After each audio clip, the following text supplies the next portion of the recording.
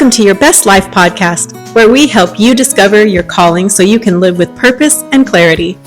We're Pete and Julie Morrill, your guides, mentors, and lifelong adventurers, and we're here to help you find your true north.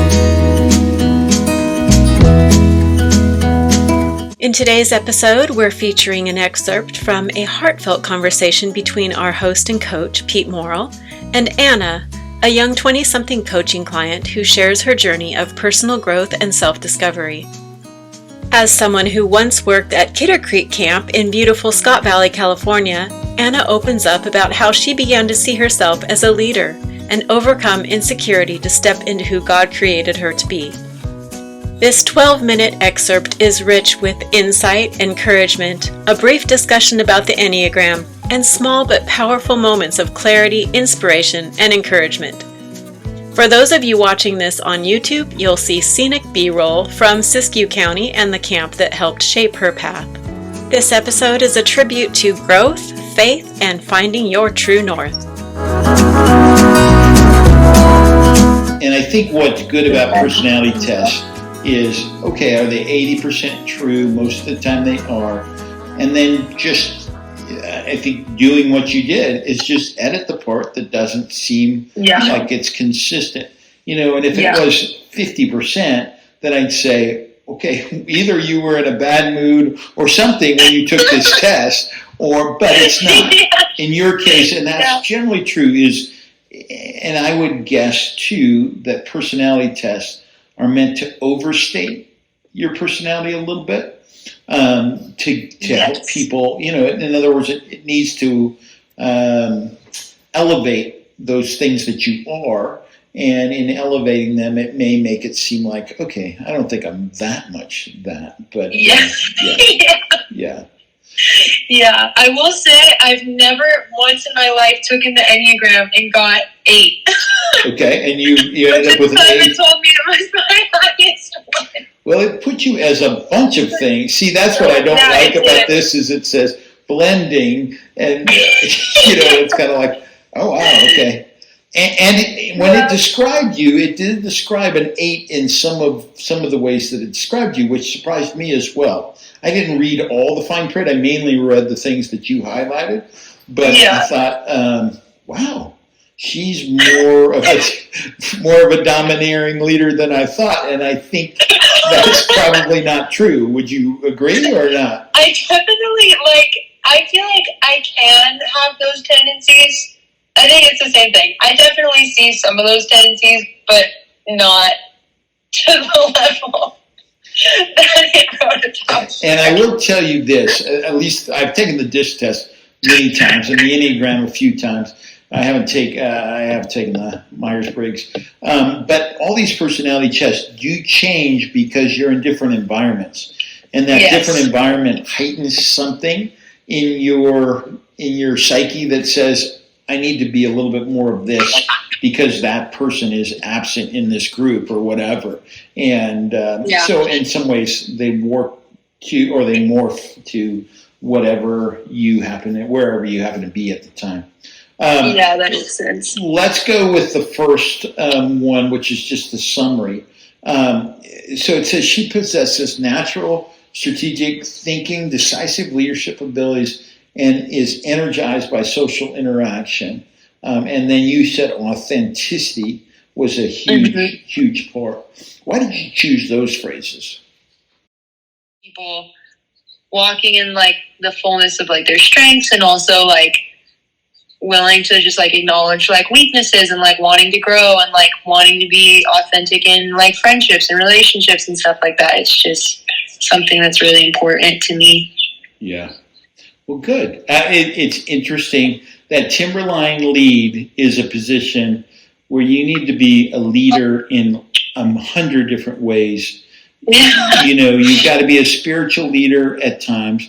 You got to just organize and be a kind of a bossy leader to just get people from point A to point B. You got to, when you're thinking about all the personalities on your staff team, you need to be a manager and kind of a comforter. It's a 24/7 job, so you got to be ready to relate in emergencies. You perhaps have to relate to the camp director. Perhaps you have to relate to parents sometimes.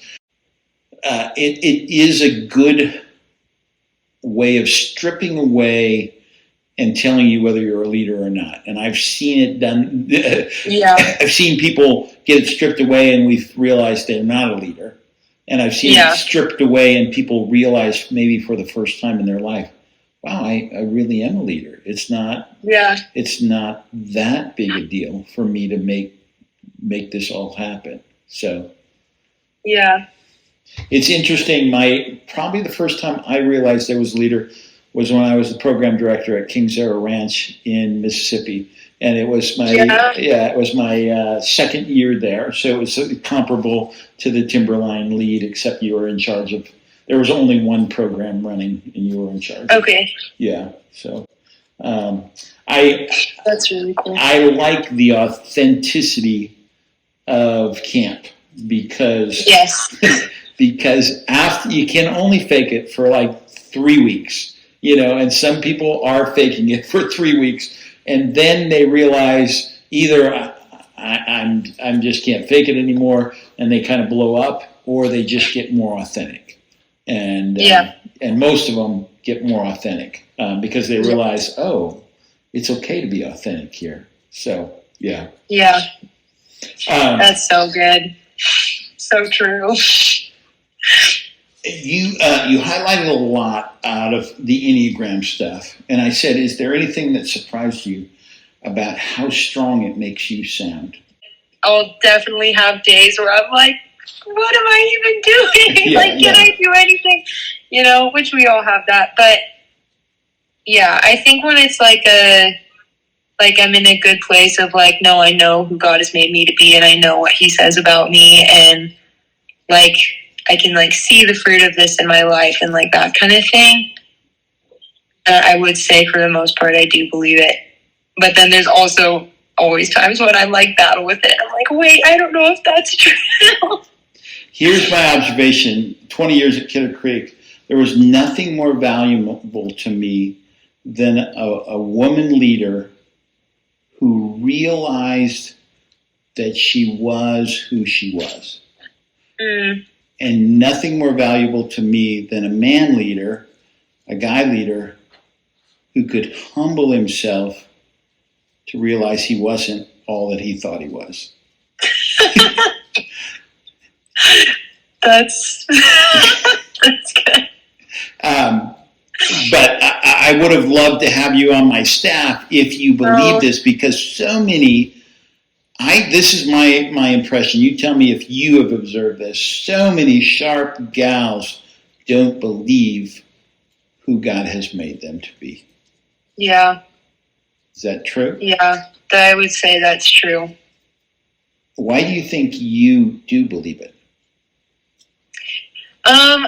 Honestly, I think this has been a huge process that God has walked me through, because I would say probably up until, I'm thinking through, probably up until 3 years ago, maybe a little more than that, I did not believe it at all. I was I can believe that. It was just incredibly insecure. But you would have been more secure than probably most gals your age. You're probably right. Even then. Yeah. My first summer working at Kidder, I was so anxious about I'm gonna mess up at something. I'm not good enough at rack guiding. I feel so fearful in social interactions, that kind of thing. Yeah. And that first summer at Kidder Creek, I think coming to the end of it was definitely a bit of a breaking point with the Lord, of just realizing over the years there was all of this stuff that had kind of just built up, especially in performance and social anxiety stuff. And kind of starting that fall after, it was really just this season of whenever I tell the story, I always say I feel God was reintroducing Himself to me, because that also came out in my relationship with God a lot, of just always being afraid of oh, I'm not doing enough, oh, I'm gonna disappoint him, or like, am I really actually a believer if I'm like am not praying enough or not reading my like right. just all I missed this the quiet time today, so stuff, yeah. you know. And so just like that process of the fall, like it was like just like God was like reintroducing himself to me of like all this stuff that I knew like the answers to, but maybe didn't really like believe in like my heart or in my experience of it, kind of thing. And just especially like that Christmas break of my junior year of college, I had this encounter with God of just like I feel like I really like actually like felt and experienced and understood like the depth of God's love for the first time. And it like radically changed my life. And so then like after that Christmas break, when I went back to Biola for the spring, like I started like having more, like getting more like ministry opportunities and like leadership opportunities and like stuff like that.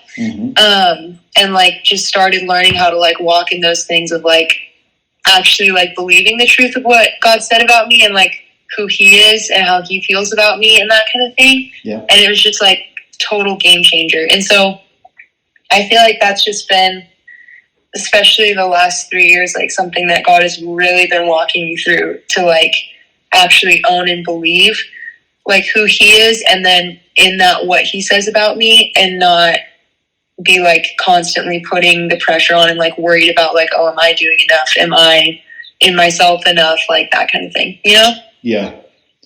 Here's what's going to happen is as you live your life, other women are going to wonder how you got there.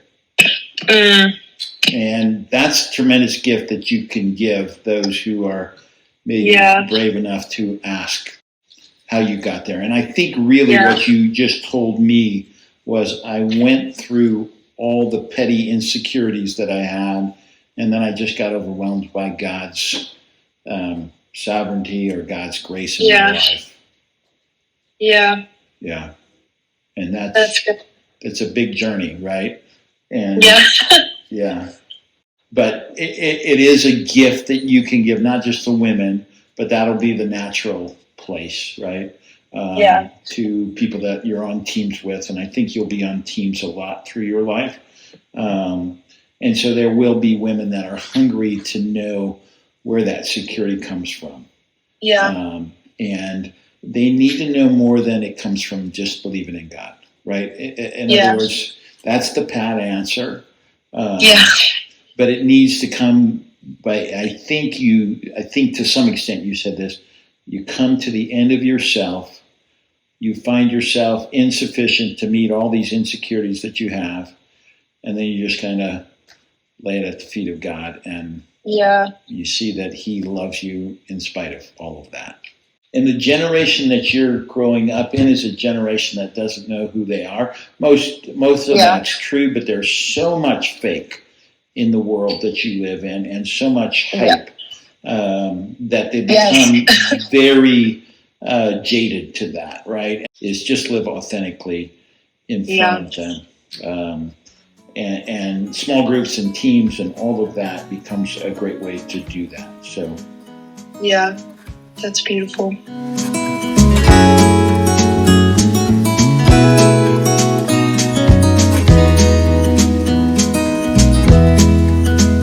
We want to take a moment to thank our sponsors. Today's episode of Your Best Life was brought to you by True North Quests, helping you discover your calling so you can live a life filled with purpose. Find out more at tnadventures.org, where you can book an appointment with a calling coach, learn about upcoming True North Quest workshops, and more. And by Marble Mountain Kennels, where exceptional Labrador Retrievers are bred and trained for adventure, companionship, and service. Visit mmkennels.com to meet your new best canine friend. Thank you for joining us today. Until next time, remember your best life starts with knowing your calling and finding your true north.